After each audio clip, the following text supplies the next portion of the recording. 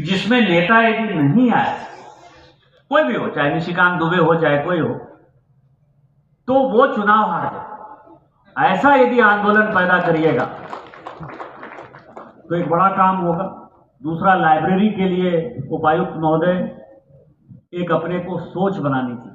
एक अंबेडकर लाइब्रेरी है, राजनीति का अड्डा ही है। विद्यार्थी कम पढ़ रहे हैं, राजनीति ज्यादा हो रही है। हम लोग अंबेडकर जी के हैं नाम पर जिले में कोशिश करिए कि और 50 लाइब्रेरी इसी तरह की 50, क्योंकि हमारी जमीन है, सरकार की जमीन है, सरकार का पैसा है, मैंने पैसा दिया है उसको, क्योंकि इस तरह के चीजों में मुझे बहुत ही इंटरेस्ट है। आपके ज्ञान से हम परिचित हैं और हम इतना ही कह सकते हैं कि आप सब लोगों को बहुत बहुत धन्यवाद कि आपने ऐसे व्यक्ति को लोकसभा में चुनकर भेजा है। जब मैं महसूस करता हूं, मुझको भी बरेली वासियों ने 8 बार लोकसभा में चुनकर भेजा कि अब लोगों की लोकसभा में बैठने की आदत खत्म हो गई है। और श्री निशिकांत दुबे जी ऐसे व्यक्तियों में से, सांसदों में से हैं जो संसद में रहते हैं और बैठते हैं, और अगर बोलना नहीं होता है तो भी बैठे रहते हैं और वहां पर जो लोग बोलते हैं उसको सुनते हैं। और लोकसभा में रहना और सुनना एक मायने रखता है, सब मैं मानता हूँ। मुझे लगता है कि भाई पार्लियामेंट किस काम के लिए बनी है, हमारी जिम्मेदारी क्या है। ये मैं इसलिए कह रहा हूँ कि लंबे समय लोकसभा में रहने के बाद हमने इस बात को ऑब्जर्व किया कि भाई ऐसे कौन है जो ज्यादा लोकसभा के अंदर रहकर सुनने का काम करते हैं। तो मैं आप सब लोगों को धन्यवाद दूंगा कि आपने ऐसे व्यक्ति को चुनकर भेजा है जो लोकसभा में रहकर आप सबकी बात भी रखते हैं और देश की समस्याओं की चिंता भी करते हैं। ऐसा मेरे लिए इनके लिए बहुत बहुत शुभकामनाएं हैं। यहाँ पर बहुत से सारे प्रमुख साथी मौजूद हैं। श्री विशाल सागर जी, उपायुक्त श्री AP टुंडू जी, DIG कम SP अभी जिनके बारे में चर्चा की गई थी, प्रोफेसर विमल कुमार सिंह जी, प्रभारी कुलपति, और हमने अभी 3 साथियों को सम्मानित करने का भी काम किया। ये अच्छी परंपरा प्रक्रिया है। यहाँ पर साहित्यकार श्री सुजीत कुमार मुखर्जी जी, डॉक्टर फिल्मेका मारबियांग जी, पद्मश्री श्री विमल जैन जी, पुस्तक मेला कमेटी के अध्यक्ष श्री युधिष्ठिर प्रसाद जी, समन्वयक डॉक्टर सुभाष चंद्र राय जी, पुस्तक मेला में जुड़े हुए सभी साथीगण, सभी प्रेस व मीडिया के मित्रों, उपस्थित भाइयों और बहनों, आप सभी को जोहार। और इस विश्वास के साथ कि वास्तव में यहाँ पर भगवान वैद्यनाथ जी के धाम पर इस देवनगरी में आपने हमें आने को बुलाया, तो ये वास्तव में भगवान के दर्शन भी भगवान की कृपा या सौभाग्य से ही मिलते हैं, ऐसे हम ऐसा मानते हैं। और इसलिए हमको आपने दोहरा लाभ किया, इस कार्यक्रम में हमको बुलाया और भगवान वैद्यनाथ जी के दर्शन भी करने का एक अवसर हमको मिला। और मेरी रुचि है, जैसे अभी आदरणीय सांसद जी कह रहे थे, हमने कहा कि हमको इस बात का सौभाग्य मिला कि देश में आपातकाल लग गया और हम पढ़ते पढ़ते जेल चले गए।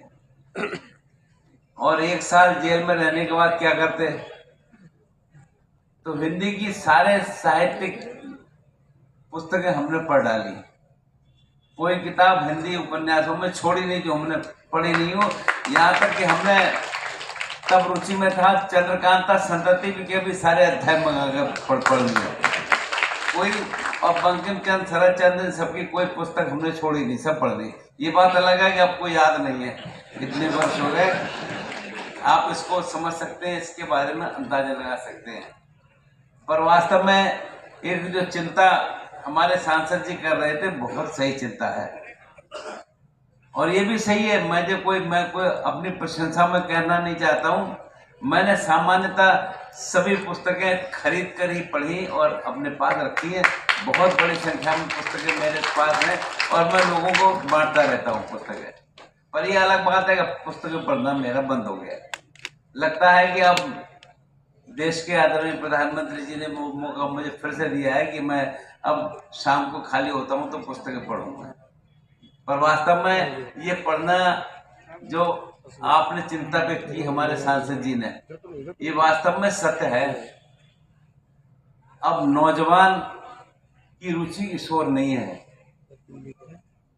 ये मैं इसलिए भी कह रहा हूं कि हमारे जैसे सांसदों के काम होते हैं तो हमने अपने जनपद में हम उस समय मंत्री भी थे, एक लाइब्रेरी बनाई और अब उस क्षेत्र में अपनी अलग पहचान बनाने का काम कर रही है। और लाइब्रेरी मुझे लगता है कि सांसदों में शायद ही गिने चुने सांसद होंगे। जब भी हमारे सांसद जी कह रहे थे तो हम लाइब्रेरी 95 में रुचि में आए थे और 2005 तक लाइब्रेरी हमने बनवा दी और बरेली क्षेत्र की, उस उत्तर भारत क्षेत्र की अच्छी लाइब्रेरियों में से एक है। वो जो अफसर मिल गए थे हमको बरेली कैंटोनमेंट में, एक मशहूर हो गई है, सब जानते हैं कि वास्तव में बहुत अच्छी लाइब्रेरी है और उसके हिसाब से काम कर रही है। तो मेरी शुभकामनाएं हैं। अभी माननीय सांसद जी जो लाइब्रेरी की बात कह रहे थे, आज इसकी आवश्यकता है।